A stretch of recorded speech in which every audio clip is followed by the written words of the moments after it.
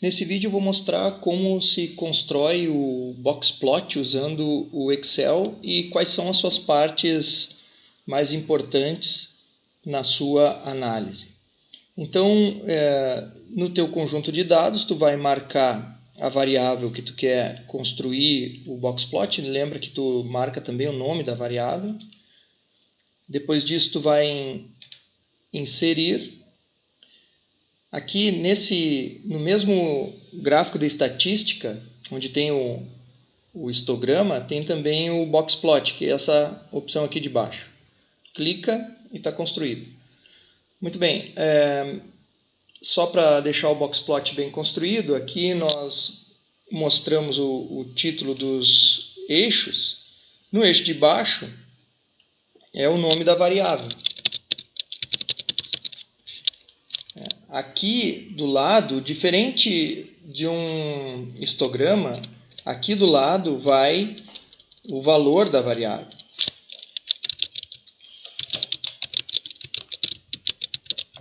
Que no nosso caso aqui é o número de semestres, né?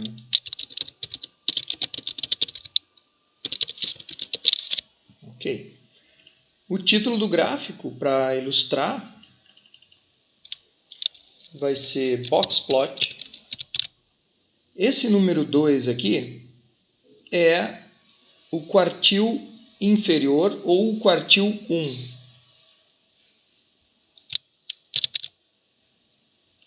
E o número 8 aqui é o quartil superior ou o quartil 3. Esse número que fica aqui no meio, que ele é representado aqui por um X, é a média dos semestres. O número que está aqui em cima é chamado de whisker superior. Depois nós veremos o que isso significa. E o aqui debaixo é o whisker inferior. Então, o Boxplot tem uma série de representações, uma série de números que são importantes na hora de nós analisarmos os nossos dados. O número da tendência central que ele usa com o X é a média, e nós vamos comparar com o número 3, que é a mediana, que é também chamada de quartil 2. Ok? Nota que um quartil ele separa 25% dos dados. O que significa isso? Que o quartil número 1, que está representado pelo 2 aqui, significa que do 2 para baixo existe 25% dos dados. Da mesma forma, do 3 até o 2 tem 25% dos dados também. Do 8 até o 3, 25% dos dados.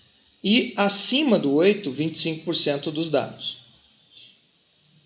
Desta forma, quando essa caixa, por isso Boxplot, quando essa caixa azul, que é dividida em duas partes, quando essa parte superior é maior que a parte inferior, a quantidade de dados que tem entre a parte superior e a inferior, em cada parte é 25%.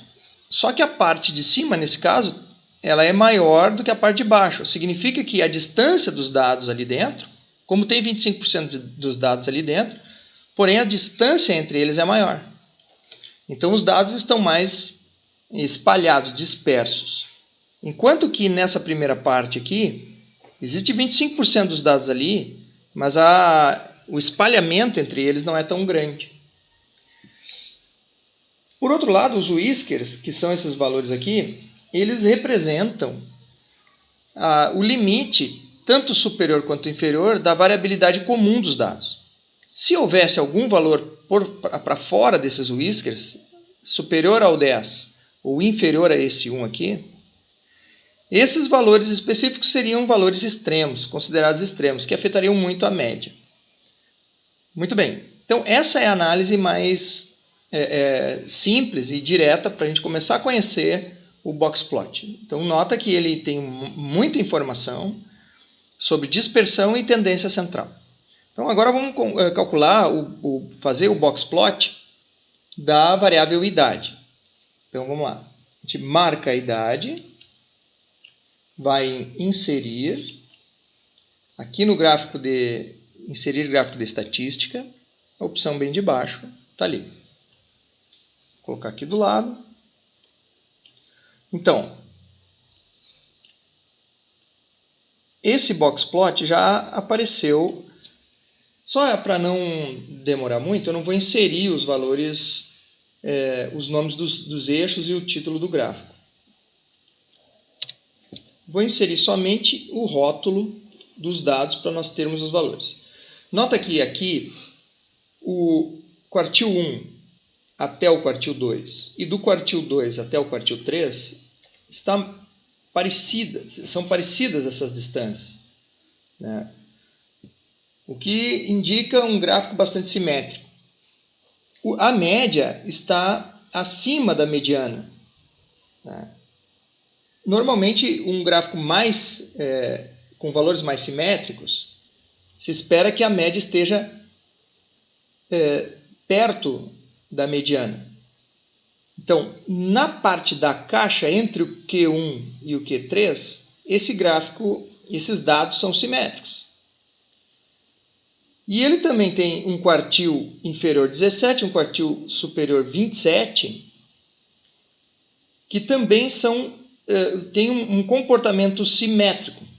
Porém, existem esses 3 valores aqui, que são valores muito superiores ao whisker superior. Esses valores são considerados valores discrepantes ou valores extremos, muito maiores que os whiskers. Então, eles são discrepantes, eles são os responsáveis por puxarem essa média tão para cima da mediana. Então, aqui são esses valores, né, que fazem esse conjunto de dados serem atraídos para valores mais altos, puxando a média para valores mais altos. Enquanto que o restante dos dados são mais simétricos, parecidos. Ok?